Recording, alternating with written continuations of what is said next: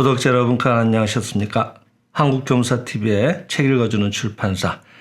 오늘은 인류무제선언 24번째 시간으로 마지막 시간입니다. 책을 읽어드리겠습니다. 대본교에서 고치지 못했던 신장염이 생장의 집에서 났다.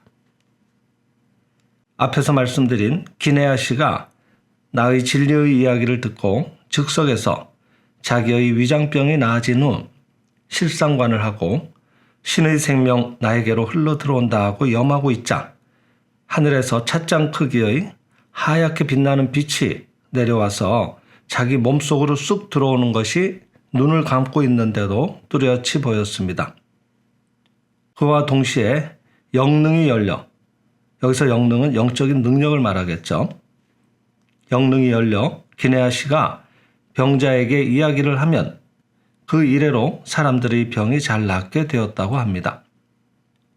얼마 전에 국회의원인 시가 와타리 씨가 신장염으로 배와 무릎이 몹시 부어 의사도 어쩔 수 없다며 손을 뗀 상태라고 하셨습니다. 나에게 와 줄 것을 청했지만 나는 어느 분 댁에도 병을 고치러 가지는 않으므로 핫도리 니로 씨를 소개해 드렸습니다. 핫도리 씨가 3번쯤 시가 씨 댁을 방문하고 말씀해 드리자 심경이 열려서 배뇨가 왕성해지셨다 하며 기뻐했습니다. 그런데 부인이 대본교의 절분제에 참석해서 남편의 치유 기원을 하고 돌아와 보니 남편의 증상이 다시 나빠져서 배뇨가 거의 없어지고 몸이 점점 부어올랐습니다. 생장의 집에 부탁해놓고 대본교에도 의지에 이렇게 됐구나 하고 시가 씨는 초조해하고 있었습니다. 생장의 집은 특별히 무슨 종교라며 종파를 내세우지 않기 때문에 결코 타 종파와 충돌하지 않습니다. 마음속에 충돌한다고 생각하고 벌을 받는다고 생각하니까 나빠지는 것입니다. 마침 그 무렵 핫도리 씨가 도쿠시마를 여행 중이어서 기네아 씨가 대신 가게 되어 3번인가 4번 얘기하러 가신 것만으로 완전히 좋아지셔서 다시 소변이 시원하게 나오게 되셨다고 합니다. 그리고 오늘은 의회에도 출석하셨다며 대단히 기뻐서 본부에 인사차 오셨습니다. 어떻게 이런 일이 가능한가 하면 기네아 씨 속에 있는 불성, 즉 진리의 힘이 내 말에 의해 환기되고 그 환기된 진리의 울림으로 시가 씨 속에 내재한 신성이 다시 환기되어 진리가 울려 나오기 시작해 병이 낫는 것입니다. 기네아 씨가 실상관을 실행하던 중 흰 빛이 공중에서 쑥 내려와서 기네아 씨의 몸속으로 들어갔다고 했는데 이것은 어찌된 영문인가 하면 그와 같은 것이 성서에도 쓰여져 있습니다. 그리스도가 요단강에서 요한으로부터 세례를 받았을 때 성령이 비둘기와 같이 내렸다고 쓰고 있습니다. 그것을 기독교 사람들은 그럴듯한 형용사쯤으로 생각하고 계실지 모르지만 그렇지 않습니다. 실제로 비둘기처럼 흰 빛이 날아와서 우리들의 육체로 들어오는 느낌을 받는 것입니다. 신인 하빌의 순간에 흰 빛이 흘러 들어오는 느낌을 느꼈다든가 신의 모습을 보았다는 분은 많이 계십니다. 생장의 집에서는 생장의 집의 성신인 응화신, 응화신이라고 하면은 불보살이 중생을 구원하기 위해 여러 가지로 형상을 바꾸어 나타나시는 모습이라고 했습니다. 그 응화신을 뵙게 되는 경우도 있습니다. 어떤 때에는 동시에 다수의 사람이 같은 신을 보기도 합니다. 그러면 우리들이 영안으로 뵙는 신의 모습이란 도대체 무엇인가? 또 어찌해서 보이는가 하면 그것은 부싯돌을 부시로 친 것과 같은 것으로 부싯돌을 치면 번쩍 불이 일어납니다. 그 번쩍하고 일어난 불의 모습이 신의 모습으로 보이는 것입니다. 부시가 내 속에 있는 진리이고 부싯돌이 신, 즉 천지에 편만한 진리입니다. 신은 천지에 편만한 진리이므로 본래 모습은 없습니다. 그 모습이 없는 천지의 편만한 진리에 내 속에 깃든 진리가 접촉되면 불이 번쩍 일어나고 그 불꽃이 흩어지는 모습이 신의 모습으로 보입니다. 그 불꽃의 모양에 따라 각기 다른 모습으로 보이는 것으로서 그 부싯돌을 치는 사람에 따라 달라지는 것입니다. 어떤 사람에게는 관세음보살의 모습으로도 나타나시고 또 생장의 집의 성신이라고 불리는 이자나기노 미코토. 이자나기노 미코토는 일본 신화에 나오는 인물로 천신의 명을 받고 국토와 신을 만들고 산천초목을 관장하시는 신이라고 했습니다. 그 이자나기노 미코토님인 백발의 노옹으로도 나타나시고 또 어떤 사람에게는 아미타 열애로도 나타나십니다. 신은 이러이러한 모습이라고 일정한 형태를 생각하시면 잘못입니다. 그러나 각자에게 일일이 다른 형상으로 나타나면 맹신자의 망상이나 환각으로 오해받을 수도 있기 때문에 신이 방편을 써서 동시에 같은 모습을 나타내실 때도 있습니다. 지난번 제가 군인회관에서 강연을 했을 때 같은 모습의 신을 보았다는 사람이 여러 명 있었습니다.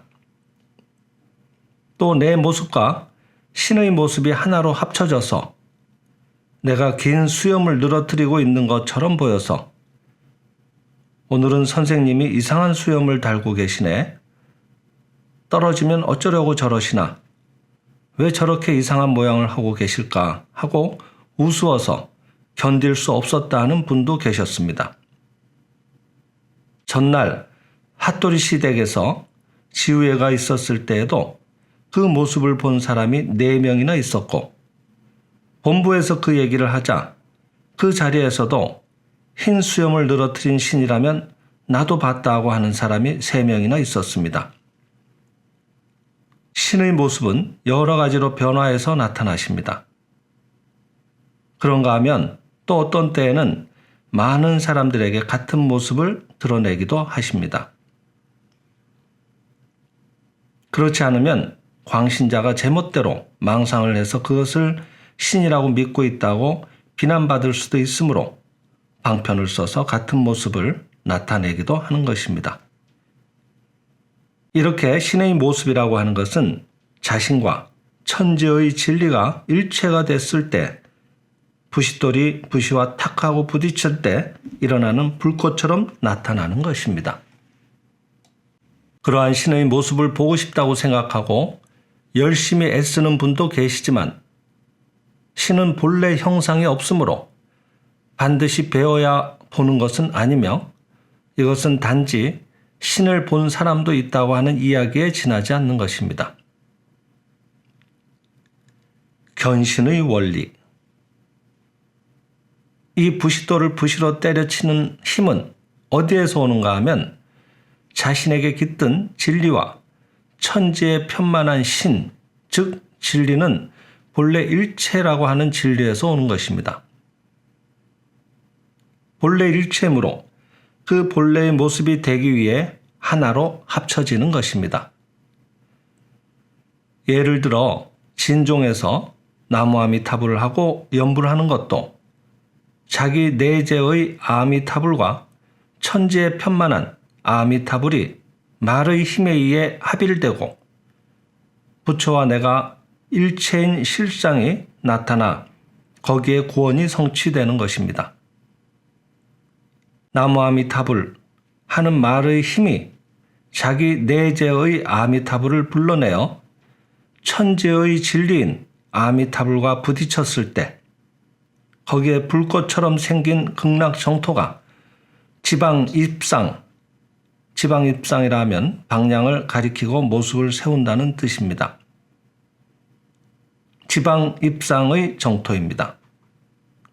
그것은 신의 모습이 어떤 곳에 어떤 형상으로 다수인에게 같은 모습으로 나타나신 것과 마찬가지로 형상도 있고 방향도 있고 다수인이 동시에 하나의 지역으로 인정할 수 있는 정토로서 나타나오는 것입니다. 이것은 분명한, 부정할 수 없는 사실입니다. 지방입상의 아미타 열애니, 극락정토니 하는 것이 실제로 존재한다고 믿고 있는 사람은 없다고 설해서 문제를 일으킨 사람도 있습니다만 이것은 종교적 체험 없이 진리를 모르고 오직 독서나 사색만으로 불서를 알고자 하는 사람의 생각입니다. 이 자기 속에 깃든 신 또는 아미타불과 천지에 가득 찬 구원 본불이 하나가 될 때 생기는 불꽃이 형상으로 나타났을 때 거기에 방향도 있고 모습도 있는 지방입상의 광명무량의 극락정토가 여실히 나타나지 않고는 안 되는 것입니다. 이것은 사실로서 이론이 아니며 이론상 있을 수 없다든가 있다든가 거론해봤자 소용이 없는 일입니다. 생장의 집은 각자의 직접 체험에 의해 자기는 영원 실상의 정토에 지금 살고 있다.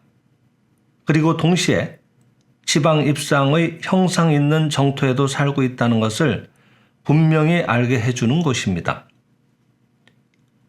따라서 생장의 집의 인류광명화 운동은 기독교적으로 보자면 각자의 가슴 속에 지금까지 십자가에 묶여서 질식해 있던 그리스도를 부활시키고 재림시키는 운동이며 불교적으로 보자면 각자를 모두 극락정토에 왕생케 하는 운동입니다.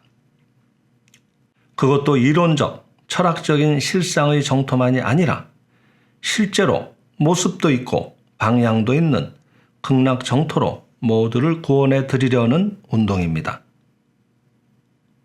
이와 같이 모든 종교 최후의 궁극적 목적을 성취하는 운동이 이 생장의 집의 인류 광명화 운동으로서 널리 실제에 있어서 그 성적을 올리고 있는 것입니다. 인류가 실상을 깨우치기만 하면 극락정토가 거기에 형상 있는 것으로서 실현하는 것입니다. 이론은 대강 이쯤으로 해두고 잠깐 신뢰를 들어 이론을 증명해 보기로 하겠습니다. 지우의 여러 가지 체험 사례. 여기서 지우라고 하면은 월간지를 같이 읽으면서 그 감상을 발표하거나 하는 그런 사람들의 모임을 말합니다. 신뢰라고 하지만 최근 너무 많이 있어서 어느 것을 말씀드릴까 망설여질 정도이고 신문 광고에 게재되어 있는 신뢰들도 수북하게 도착해 있는 감사장에서 약간을 인용해서 쓴 것입니다. 며칠 전 어떤 부인이 한 젊은 아가씨를 데리고 왔는데 그 아가씨는 14세 때부터 22세인 지금까지 8년간이나 매일 다량의 월경이 있어서 빈혈로 죽을 지경은 아니지만 이래서 평생 결혼도 못하겠다고 생각하고 차라리 죽어버릴까 할 정도로 심각한 상태였습니다.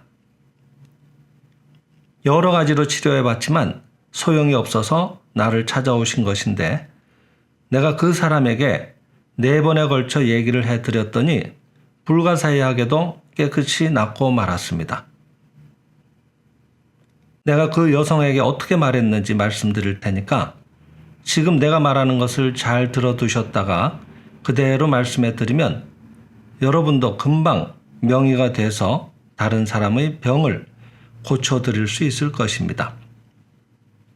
며칠 전 아사쿠사 금융의 모임에서도 나가사키 초등학교의 구리하라 선생이 한 달에 서너 번씩 월경에 있던 어떤 부인에게 내가 말해준 대로 말씀드렸더니 완전히 정상으로 돌아왔다고 하셨습니다. 생장의 집은 비밀도, 비전도, 비전은 비밀스럽게 전하여 내려오는 것 또는 그런 방법입니다. 비전도 없습니다. 내가 하는 말을 잘 기억해 두시면 여러분도 명의가 되는 것입니다. 자, 그러면 본론으로 돌아가도록 합시다. 8년간 매일 월경에 있던 여성은 어떻게 해서든 그것을 고쳐보려고 산부인과에서 자궁 수술을 받기도 하고 자궁에 X선 치료를 받기도 하고 뇌하수체에 X선 치료를 하면 낫는다는 명의가 있어서 그것도 해보았습니다. 모든 수단을 다 써보았지만 조금도 좋아지지 않았던 것입니다. 게다가 신것을 먹으면 출혈이 더 심해져서 사과 한 알도 제대로 먹을 수 없었다고 합니다. 그래서 이분은 이렇게 심하게 출혈이 계속된다면 쇠약해져서 죽지 않을까 하는 공포와 평생 결혼할 수 없다는 슬픔 때문에 매일 괴로워하고 있었습니다. 그때 내가 한 이야기는 대강 이렇습니다. 육체는 마음의 그림자이므로 출혈도 마음의 그림자입니다. 피가 제멋대로 나오는 것 같지만 모두 마음이 피를 버리고 있는 것입니다. 혈액이라고 하는 것은 육체에 없어서는 안 될 요소로서 신의 은총, 즉 천지에 가득 차 있는 생명이 천지의 살리시는 힘이 육체의 그림자를 비추어서 혈액이 되는 것입니다. 그 혈액을 함부로 버린다는 것은 당신의 마음가짐이 천지에 가득 차 있는 혜택, 은혜를 고맙다고 생각하지 않고 있는 것이니 모처럼의 신의 은총을 함부로 버리게 되는 것입니다. 그러니 오늘부터 당신은 모든 것에 진실로 고맙다고 생각하셔야 합니다. 마음의 눈을 열고 살펴보십시오. 당신은 모든 사람들의 고마운 사랑 속에 안겨 있습니다. 무슨 일이든 진실로 감사하게 받아들이고 사람들의 은혜를 고맙게 여기지 않고 버리고 있는 그 마음을 고치면 출혈은 금세 멎어버립니다. 또 한 가지, 출혈이 멎지 않는 원인은 당신이 출혈을 겁내고 있기 때문입니다. 그 공포를 버리십시오. 겁내면 혈액 속에 독소가 생깁니다. 독소가 생기면 그것을 어디로든 내보내지 않으면 신체의 생리작용이 원활해지지 않습니다. 출혈은 당신이 제조한 독소에 대한 자위작용, 즉 스스로 지키려는 작용으로서 병이 아닙니다. 그러므로 금후 출혈을 하더라도 겁내지 마십시오. 겁내지 않으면 독소는 생기지 않습니다. 새로 독소가 생기지 않고 지금까지의 독소를 품은 혈액이 완전히 방출되고 나면 자연히 월경은 멎을 테니 안심하십시오. 그리고 감사의 마음으로 마음을 전환한 후 병이 나아진 신뢰를 두세 개 말씀드리고 주의 일체의 것에 감사하도록 권하고 그날은 돌아가도록 했습니다. 그 다음날 아가씨 혼자서 찾아왔습니다. 그리고 말씀하시기를 선생님, 아직 출혈이 멎지 않습니다. 선생님은 제 마음을 이해하지 못하실 겁니다 하고 하는 것입니다.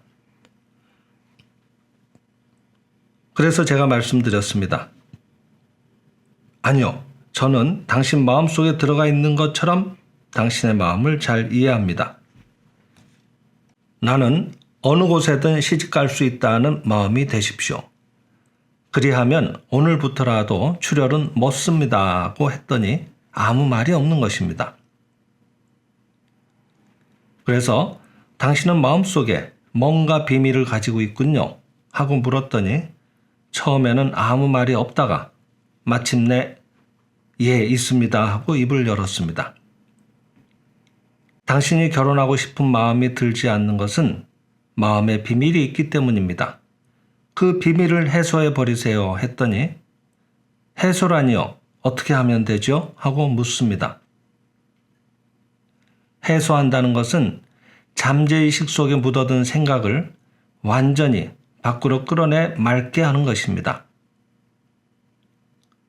내 앞에서 당신의 마음속 비밀들을 완전히 고백하세요 하고 말씀드리자 얼굴을 붉히더니 잠자코 있었습니다. 이분 외에 다른 수행자도 있었으니 말하기가 거북했겠지요. 그래서 내가 내 앞에서 고백할 수 없으면 신 앞에서 고백하십시오. 아무도 없는 방이라도 좋으니 자기의 비밀을 신께 완전히 고백하고 말로 드러내 깨끗이 씻어내고 이제 마음속의 괴로움은 모두 사라졌다고 분명하게 생각하십시오.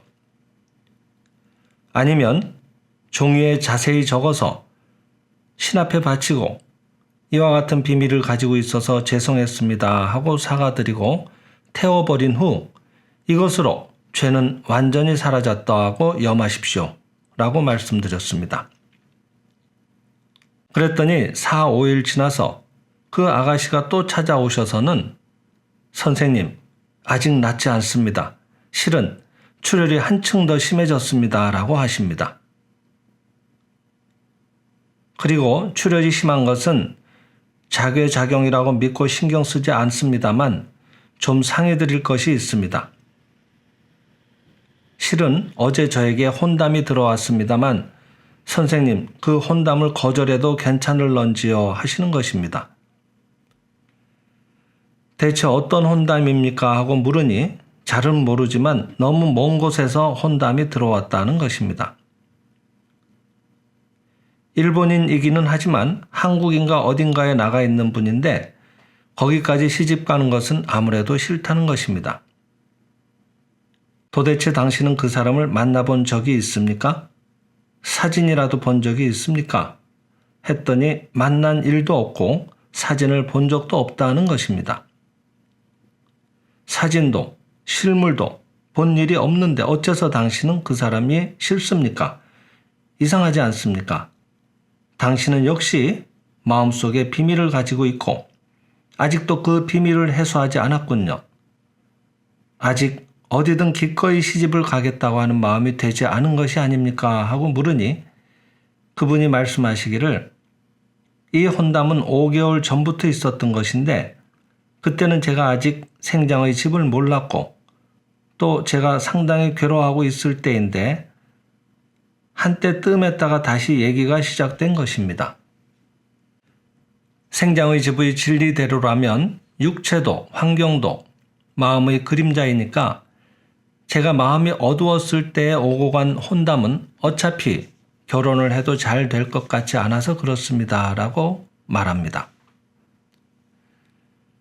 그래서 나도 그렇게 시집 가고 싶지 않은 곳에 억지로 시집을 가라고 하면 당신은 또 일부러 병을 만들어 자신을 결혼하기 불가능한 상태로 만들어버릴 터이니 거절하는 편이 좋겠네요. 그 대신 앞으로 새로 시작되는 혼담에는 기꺼이 받아들이겠다는 약속을 하십시오 라고 했습니다. 그 후 그 아가씨가 일주일쯤 뒤에 다시 오셔서 다른 분들이 모두 돌아가신 뒤 단둘이 있을 때 저에게 덕분에 완전히 좋아졌습니다 하고 매우 기뻐하시며 인사를 하셨습니다.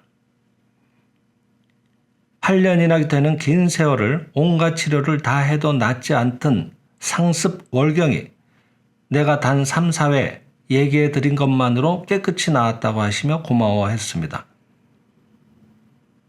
어제는 대청소를 하느라 하루 종일 먼지를 털고 걸레질을 하면서 일했지만 전혀 출혈이 없었습니다.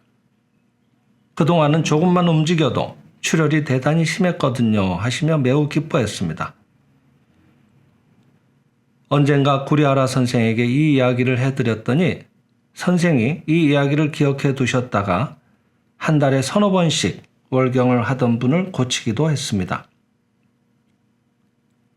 요컨대 자기 마음속에 이 병이 있으면 유리하다는 마음이 있으면 그 병이 좀처럼 낫지 않을 뿐 아니라 나아도 금방 재발합니다.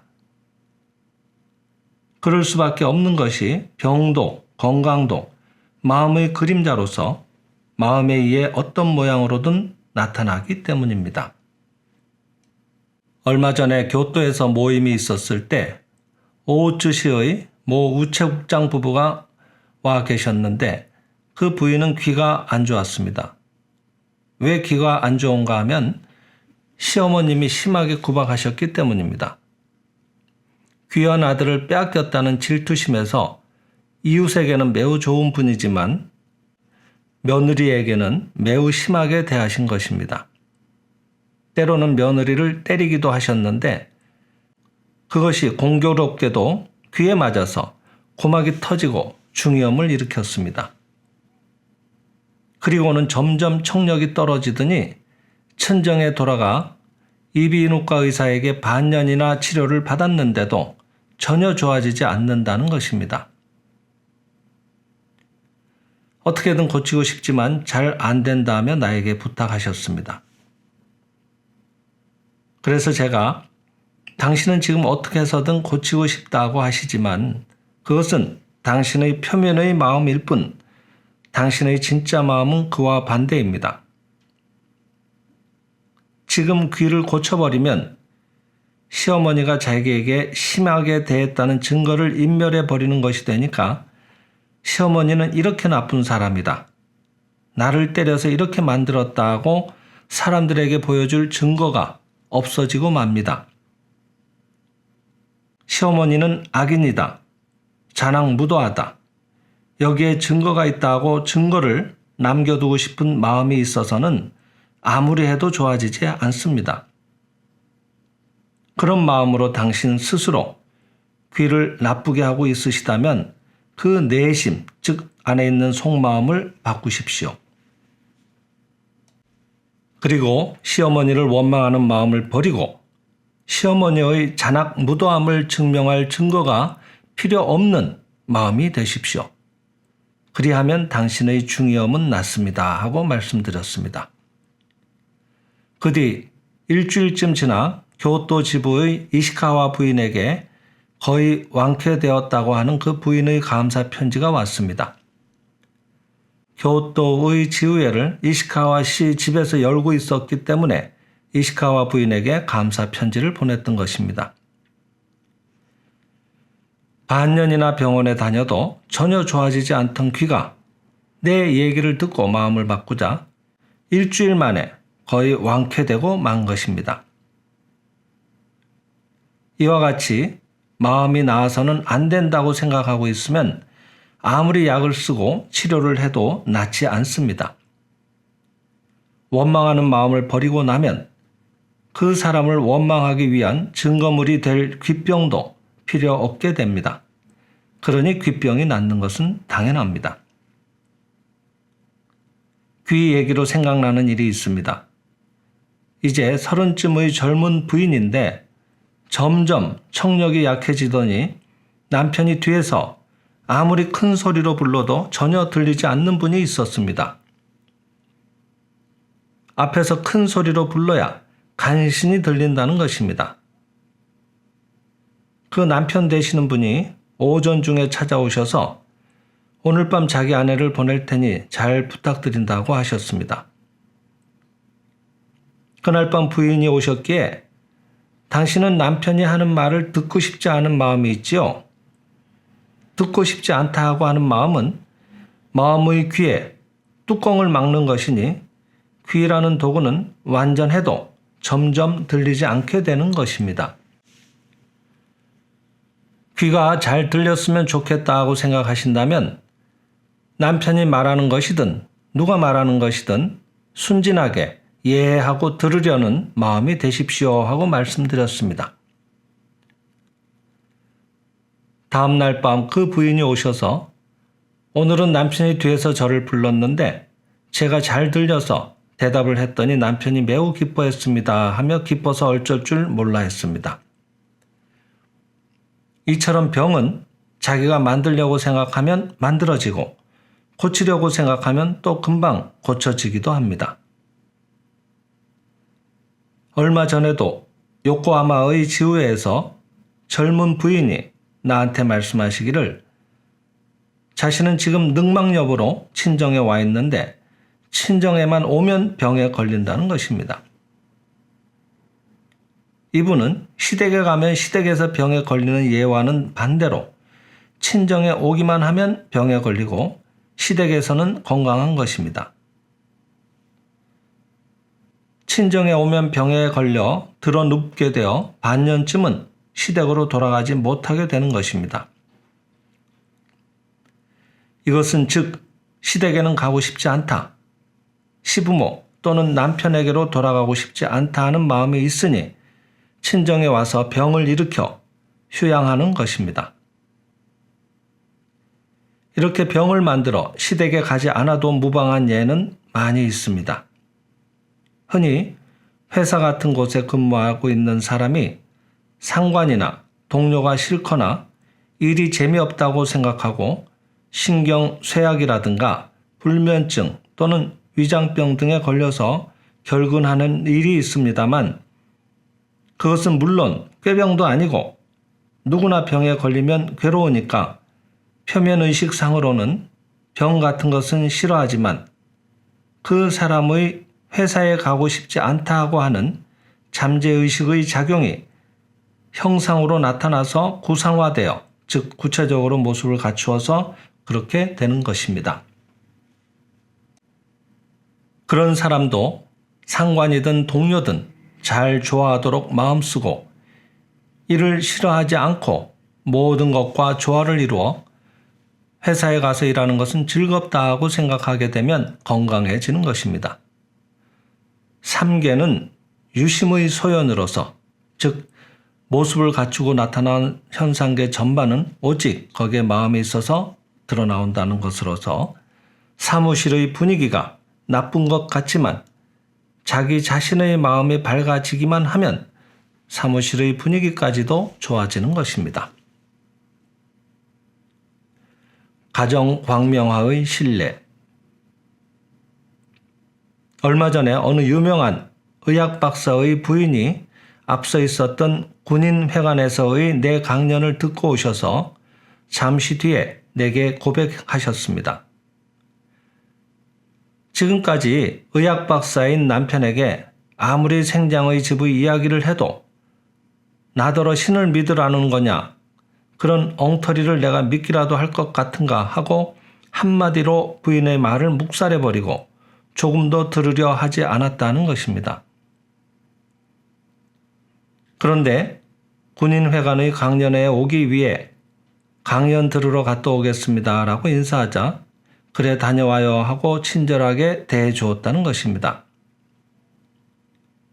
왜 그렇게 갑자기 변했는가 하면 이 박사분은 훌륭한 의사이니 약이 효과가 없다는 것을 누구보다 잘 알고 있었고 결혼 후 40여 년간 부인이 감기에 걸리거나 배탈이 나서 고생을 해도 전혀 약을 쓰지 않고 내버려도 나을 테니까 하셨다는 것입니다. 그런데 부인의 입장에서는 그것이 너무 섭섭해서 자기 남편만큼 박정한 사람은 없을 것이라며 원망하는 마음을 항상 마음속에 가지고 계셨습니다. 그런데 이 부인이 생장의 집에 오셔서 생명의 실상을 읽으시고 자기가 40여 년간 큰 병 없이 건강하게 살 수 있었던 것은 남편의 내버려도 나을 테니까 하는 의술에 있었다는 것을 깨닫고 그 이래로 진실로 우리 집 남편은 고마운 분이라 하는 감사의 마음을 일으키게 되셨습니다. 그랬더니 아내의 감사의 염이 남편에게 반영되어 매우 친절하고 좋은 남편이 되신 것입니다. 이 박사의 내버려도 나을 테니까에 대한 재미있는 이야기가 있습니다. 얼마 전 성요가병원의 서양인 의사에게 나는 항상 내버려두라고 해서 병을 고친다. 이 약으로 낫지 않는 사람은 거의 없다고 말씀하시니까 그 서양인 의사가 호주머니에서 수첩을 꺼내더니 박사, 다시 한번 말씀해 주십시오. 내버려 두라는 신약이라고 하셨죠? 그렇게 잘 듣는 신약이 나왔습니까? 나도 곧 써보겠습니다 하면서 수첩에 적더라고 그 박사 부인이 나에게 말씀하셨습니다. 어찌되었든 부인이 감사의 마음을 일으키니까 그 감사의 염이 남편에게 반영되어서 남편이 매우 부드러워져서 강연회에 간다고 하면 다녀와요 하고 허락해 주시고 강연회가 10시에 끝나고 그 뒤에 친척 집에 들러서 어지간히 늦게 들어가셔도 그저 늦었구만 하고 말씀하실 분 한마디도 잔소리를 하시지 않습니다. 강연회에서 들은 내용을 들려드리면 안락의자에 앉아서 하고 긍정하시며 조용히 듣고 계시는 것이 지금까지와는 완전히 달라진 모습이라고 하십니다. 이렇게 부인의 마음가짐에 따라 남편의 태도가 완전히 달라지는 것입니다. 이 의학 박사는 사람에게 내버려도 낫는다로 밀고 나갈 정도로 대단히 훌륭하신 분입니다만 72세나 되는 노인이시고 신앙도 없기 때문에 이따금 어딘가 아프면 아픔을 잠깐이라도 진정시키기 위해 머큐로크로맥 소독약입니다. 머큐로크로맥을 바르거나 하시는데 밤늦게 자리에 눕고 나서도 곧잘 부인에게 약을 가져오라고 하시는 것입니다. 그래서 부인은 언제나 묵묵히 시중을 듭니다만 남편은 지금껏 한 번도 고맙다고 말한 적이 없습니다. 그런데 얼마 전에도 잠자리에서 약을 가져오라고 하시기에 부인이 추운데도 얇은 잠옷만 걸친 채 일어섰다 앉았다 하며 시중을 들고 있자니까 처음으로 남편이 고마워요 하고 인사를 하셨다는 것입니다. 40여 년간 함께 살면서 한 번도 들어본 적이 없는 남편의 고마워요라는 말에 깜짝 놀라며 한편으로는 정말 고마운 일이다라고 생각하셨습니다. 마음이 바뀌면 거기에 이와 같은 지방 입상의 극락정토가 출현하는 것입니다. 앞서 말씀드렸던 월경이 나아진 아가씨도 이모 집에 6년간이나 신세를 지고 있으면서 한 번도 그 신세 지고 있는 것에 대해 감사하다고 생각해 본 적이 없습니다. 이모부에게도 인사 한 번 한 일이 없습니다. 그래서 이모부도 화가 나서 저런 아이를 집에 놔둘 수는 없다고 야단을 하셔서 부인이 중간에서 상당히 괴로우셨고 그것 때문에 가정의 불화가 그칠 날이 없었다고 합니다. 그랬던 아가씨가 내 얘기를 듣고 불성이 드러나고 마음속의 극락이 나타나서 누구도 특별히 이모부에게 인사하지 않으면 안 된다고 가르친 일이 없는데 스스로 이모부의 방 앞에서 외출 전에도 후에도 반드시 정중하게 인사를 할 만큼 되었습니다. 얼마 전에도 그 조카 딸이 생장의 집에 다녀오겠습니다 하고 인사를 하니까 이모부가 부드러운 어조로 수고해라 하고 대답하셨습니다. 그것을 보고 부인인 이모는 자기가 사는 가정이 이미 천국 정토가 된 것을 실감하고 대단히 기뻐하셨습니다. 남편은 지금까지 부인에게도 수고하라든가 하는 말을 해본 적이 없는데 생장의 집에 와서 자기 내면에 깃든 불성이 나타나고 상냥하고 만사에 감사하는 조카 딸이 되자 엄하기만 하고 부인에게조차 수고한다고 하신 일이 없는 분이 매우 부드러운 사람으로 바뀌어서 거기에 천국이 형상 있는 극락 정토가 확 드러난 것입니다. 죄가 사라지는 원리. 진리는 진리를 부릅니다. 불성은 불성을 부르고 한 사람이 좋아지면 가정 전체가 좋아지는 것입니다. 진리를 알고 그 안에 나타나온 극락 세계를 다른 사람에게 전하면 그 사람에게도 극락 세계가 드러나오듯 극락의 상태를 말로 표현해 가면 우리들이 사는 이 세계에도 지상 천국을 이룩할 수 있는 것입니다. 그러나 직접 강연이나 대담을 통해 한 사람 한 사람을 광명화한다고 해서는 한계가 있습니다. 아무리 사람들을 많이 모이게 한다 해도 오늘처럼 1,500명, 2,000명이라는 식으로 인원이 제한되어서 그것만으로는 여간해서 전 인류의 광명화는 이룰 수 없습니다. 인쇄물을 이용해 진리의 말을 문자로 해서 서적이라고 하는 속사포를 날려 한 번에 많은 사람들이 진리의 말을 읽게 한다면 책을 읽은 사람들은 홀연 무한한 힘을 얻어 자기 속에 깃든 천국 정토를 드러내고 가정이 극락이 되고 병자가 낫고 십자가에 못 박혔던 그리스도가 십자가에서 내려와 자유를 얻고 죽은 사람만을 구원하고 있던 아미타불이 각자의 살아있는 영혼 속에 현저하게 드러나게 됩니다. 이때 모든 사람들이 성불하고 여기에 지상 천국, 지방 입상의 정토가 확 드러나는 것입니다. 정토 용출, 용출이라 하면 솟구치듯 드러나는 것을 말합니다. 정토 용출, 그리스도의 재림이란 각자의 마음속에 지상 천국을 실현하는 것으로 한 사람의 그리스도가 하늘 높이 나타나셔서 선인만을 구원하고 악인을 지옥의 불에 던져 넣어 불태워 버린다는 뜻이 아닙니다. 세상의 모든 인류 한 사람 한 사람 속에 그리스도가 살고 인류 전체가 살아있는 그리스도가 될 때 비로소 진실한 그리스도가 재림하는 것입니다. 여러분, 제가 말씀드린 것, 또 책에 적혀 있는 것을 그대로 사람들에게 전해주시기만 하면 키네아 씨나 핫도리 선생처럼 사람들의 병을 낫게 하실 수 있습니다. 성서에 적혀 있는 그리스도의 기적을 여러분도 흉내 내실 수 있습니다. 아니, 흉내가 아닙니다. 여러분 자신 속에 십자가에 못 박혀 있던 그리스도가 부활하는 것이므로 여러분 자신이 그리스도가 되시는 것입니다. 그리스도는 너희 죄 사함을 받았노라. 일어나 걸어라 라고 하셨습니다. 죄는 용서되었다. 이미 죄는 없다고 알 때 모든 불행은 이 지상에서 모습을 감추고 마는 것입니다. 이 죄를 사한다는 것은 너는 죄가 있기는 하지만 용서해 준다는 뜻이 아닙니다. 죄 그 자체가 없어져 버리는 것, 그것이 죄를 용서한다는 뜻입니다. 즉 실상의 그리스도의 완전한 모습을 죄라고 하는 보자기로 싸매고 있던 것에서 그 보자기를 풀어버리는 것을 말합니다.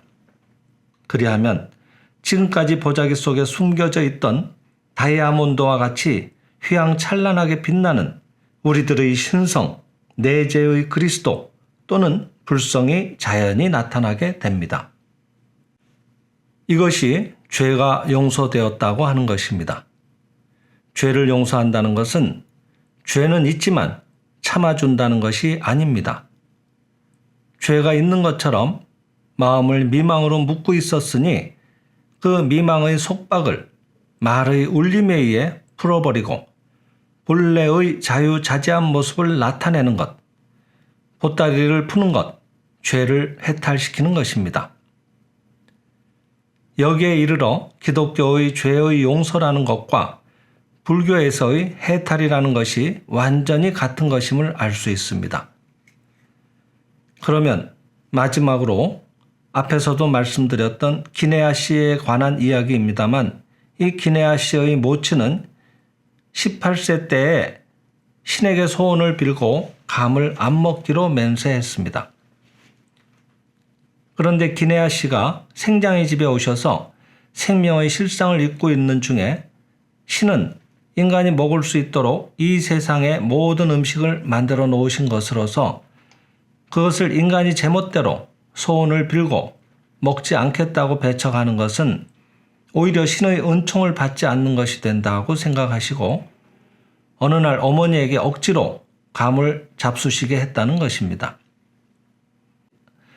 그랬더니 그 다음날 아침 아무리 기다려도 어머니가 방에서 나오시지 않아 기네아 씨가 가보자 어머니가 배도 아프고 가슴도 답답하고 그뿐 아니라 온몸이 아파서 견딜 수 없다고 하는 것입니다.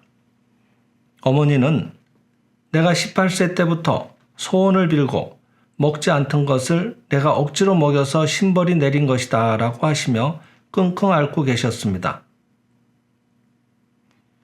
그래서 기네아 씨가 어머니 그런 말씀 마세요. 신은 정말로 자비로운 분이시니 사람에게 그런 벌을 내리시거나 하실 리 없습니다. 그런데 어머니가 자기 마음대로 벌이 내린다고 믿고 있으니까 그 미신이 어머니의 몸을 묶어서 온몸을 아프게 하는 것입니다. 신이 만드신 것 중에 인간에게 독이 될 것은 없습니다. 지금 제가 그 미망을 없애드릴 테니 자 일어나 보십시오 하고 손을 잡고 일으켜 세우자 그 자리에서 어머니의 고통은 사라져 버렸다는 것입니다. 이것은 실제 이야기로 신은 벌을 내리시지 않습니다. 자신의 미신이 자기를 올가 묶어서 자기 자신을 처벌하고 있었던 것입니다. 신은 완전하십니다. 그 신께서 지상의 모든 것을 창조하시고 심히 흡족하다고 칭찬하셨습니다. 이 진실을 안다면 벌도 없고 벌을 주어야 할 죄도 없는 것입니다. 기네아 씨의 어머니는 18세 때부터 몇십 년간을 감을 먹기만 하면 온몸이 아파서 견딜 수 없었습니다. 이것은 신벌이 아니라 죄의 자박, 즉 스스로 묻고 있는 현상인 것입니다. 그것을 기네아 씨의 말대로 신은 벌을 내리시는 잔인한 분도 아니고 신이 만드신 감을 먹는다는 것이 죄가 아니라고 깨우쳤을 때 죄의 자박이 풀리고 자연이 더럽혀진 보자기가 풀려서 그 속에서 본래 죄 없고 더러움 없는 다이아몬드가 빛나오는 것입니다. 이와 같이 스스로를 묶고 있던 죄에서 풀려버렸을 때 인간 본래의 신이고 부처인 실상의 모습을 드러내어 이 세상이 천국 정토가 되고 거기에 사는 인류의 환경 전체가 무량수경에 있는 것과 같은 무한공급의 자유자재한 상태가 되어 나타나고 천국 정토가 이 지상에 확 드러나는 것입니다. 그리스도도 신의 나라는 너희들 마음속에 있다고 말씀하셨습니다. 마음속에 죄나 죄인을 벌하는 귀신이 있는 이상은 그 사람의 국토는 지옥입니다. 마음속이 신이나 부처로 가득하고 죄가 없고 죄인이 없어졌을 때 그 사람의 국토는 삼계는 유심의 소연이라는 이치에 따라서 형상의 세계까지도 천국 정토가 되는 것입니다. 여기까지 읽어드렸습니다. 그동안 인류 무죄 선언을 잘 들어주셔서 감사합니다. 이상으로 마치겠습니다.